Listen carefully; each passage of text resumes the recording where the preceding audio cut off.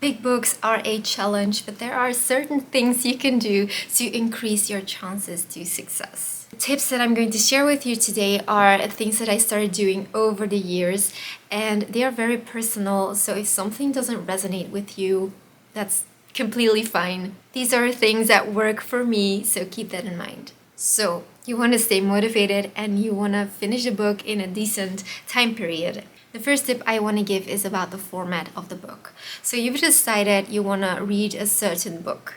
Big books aren't the easiest thing to handle. They are very uncomfortable to hold. And so when you do most of your reading traveling, then you might want to get yourself an ebook or maybe a paperback version and not the hardcover, beautiful hardcover version. But if you're doing most of your reading at home, you can just go for the pretty hardcover and put it on the table while you are reading. But really think about the format and the consequences. What I like to do, and this is really handy when it comes to classic literature, for example, this is my box set of War and Peace, and this is actually one book but divided into 3 separate volumes, and this is really convenient, because you can take the books separately and it also feels good finishing one. So yeah, you can check out the options. Maybe there is a box set out there where the book is divided into separate parts. I am usually not so fond of ebooks because I like the feel of having a book in my hand, but when it comes to big books, it might come in handy. Next, I want to talk about preparation and research.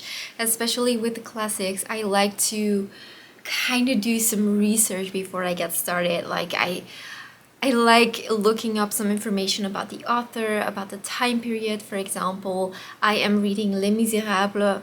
I was going to proceed in French. I'm currently reading Les Miserables or War and Peace. These are books set in a specific time period, and it is useful to know what has been happening during that time period. It makes the book easier to understand, and therefore your chances of success will be higher. Some background research can really help you in understanding the book and therefore increase your chances of enjoying it and your chances of finishing it. For example, before I started War and Peace, I watched a 1-hour documentary on the Russian war, and it really helped. The next thing I want to talk about is mental preparation. You have to be determined and serious about wanting to read a book. Especially big books come with a challenge. You have to realize that it's going to take time to finish the book. Give yourself that time, be patient. Get yourself ready, prepare yourself mentally that you are making a huge commitment. What I also like to do is to set up buddy reads. So if I have a huge book or just a regular book, it's always fun to read together with other people. I just put a message on my Instagram or some other social media. You can use whatever you want. And I post, hey guys, I want to read this book. Anyone willing to join me? Reading is a very lonely activity, but it doesn't need to be. If you can find someone who is willing to read it with you, it is going to be so much fun, and you're going to push each other and motivate each other. All right, my next point is the importance of habits. If you find it difficult to read every day, but you really want to finish this big book, then you need to try and be consistent and read every day. So try to find a specific time in your day that you can set aside to read your book. For example, a lot of people enjoy reading right before bed. So if you can, just go to bed half an hour earlier and go ahead and read your book. My next point is to write things down and to use tabs. Now, again, this is what works for me.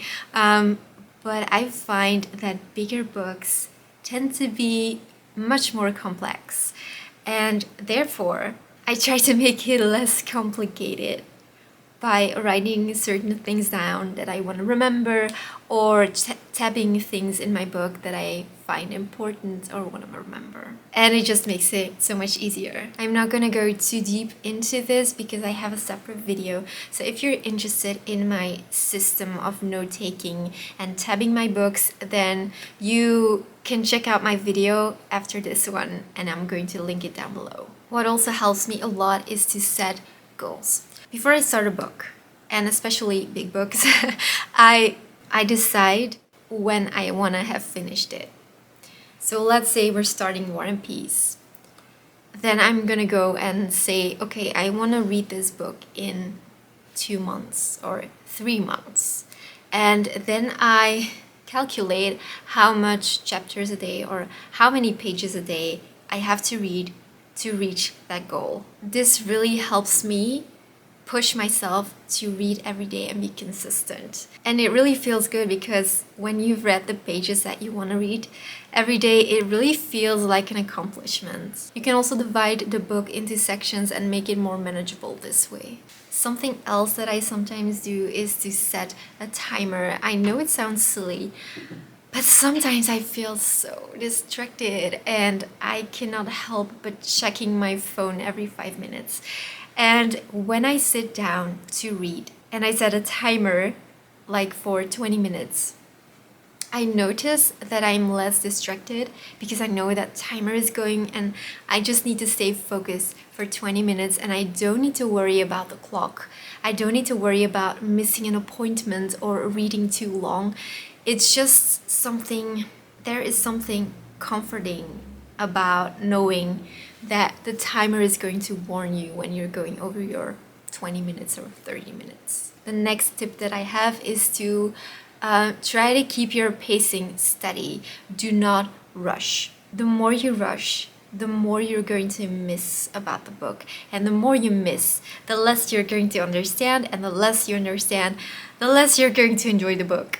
I have noticed with myself that when I try to rush a book, I start enjoying it less because I'm missing things, and books deserve to be read with intention and with care. The author has put in months, even years, to finish this book, and you don't have to fly through. Just make sure that you're reading your pages and keep your pacing easy, nice and easy, and make sure that you understand everything that you're reading. In the end, it doesn't matter in how much time you finish the book. All that matters is that you got something out of that book, because this is what matters. How many books you read, it doesn't matter. You just have to enjoy the process and you need to get something out of it. And you cannot get something out of it if you rush it. Which leads me to another important thing, and that is it's okay if you're not enjoying a book to give up on it. If you've read a big part of the book and you do not enjoy it, then it's completely fine to give up on it. You do not have to torture yourself because you're going to read faster. You're not going to remember what you read, and it's all going to be lost time, so it's okay to give up. Something that also really helps is to check in what environment you are most focused, and we just read better in some places. Like it could be your favorite spot could be the bedroom before bed, or it could be the couch, or it could be outside, or when you're traveling. But if you find that perfect spot, this is really going to help you with your focus. My next tip, and this is actually my biggest and most important tip, but it's also kind of a controversial tip, and that is to read multiple books. Especially when I'm reading a big book, it is so nice to read something else. I'm currently reading Les Miserables and the Stormlight Archive, the first book, and they are both huge. I don't know why I even decided to read them at the same time. I don't know if that was a good decision, but I am also reading other books on the side, and these help me so much. Like reading novellas on the side, finishing them, it gives you this feeling of accomplishment while you try to make your way through these huge books. And it gives you this feeling that you're actually finishing books instead of reading for months on the same book. And also, I don't always feel like reading the same book. Like, for example, the first book of the Stormlight Archive of Brandon Sanderson. I'm reading it right now. It's 1,000 pages. And sometimes I'm just not in the mood. And to prevent me from, let's say, watching Netflix, I just grab a book that I'm in the mood for, and therefore the result is that I read more. If I only had the Stormlight Archive to read, I just say I don't feel like reading that book, and then go watch a movie. There's nothing wrong, by the way, with watching a movie, but I'm just saying that it makes me more productive in my reading and it makes it more fun for me. My next tip is to sometimes take breaks. Do not fall into the trap of fast reading, just pace yourself. Another thing you can do is to combine the book with an audio version. If you can find an audio version and you find that your focus is slipping but you do want to read, then it can help to just listen to the audiobook while you're actually following with the real book. I especially feel this when I'm tired, it kind of helps. My next tip, and this is really important, and I noticed this in my reading clubs. People say they want to read a book and they join my reading club. But many of them, like for War and Peace, they didn't finish, they didn't follow the schedule. My schedule was very slow. And this is part of the problem is making a commitment and not reading the pages that you have to read every day. And the consistency is so important. Like if you just finish your 2 chapters a day, you are going to be so happy that you've read those pages by the end of the journey. Like when I set a date to finish a book at, let's say, 3 months, after those 3 months, you're going to be so happy that you've been consistent. And I also noticed that when you stop reading the book for like a week, and it's a very big and complex book, that it really pulls you out of the story. And it lessens your courage. Like you're not connected with the story as you were, and it's not motivating at all. So please, I beg of you, even if you don't feel like reading that day, just do a couple of pages. Stay in the story. Like if you skip a day, that's okay, but don't skip too many days because it's gonna pull you out of the story. Another tip is to research the author. Like I said before, with the time period, you can also research the author and find out what concerned him or her in the period that he was living or she was living, because this can give you a lot of insight about the story and about why the author wrote certain parts of the story. Next thing I want to say is to make sure it's not a sequel. And I know it sounds kind of stupid to say, but I've been there. And for example, I've read Dance of Thieves. It's the first book that comes to mind. And it is the first book of a duology, I think, or a trilogy. But as I finished the book and I was reading reviews, people constantly mentioned that it was a good thing to first read another trilogy set in the same world. And I was like, why does it always happen to me, you know? So yeah, really check that out.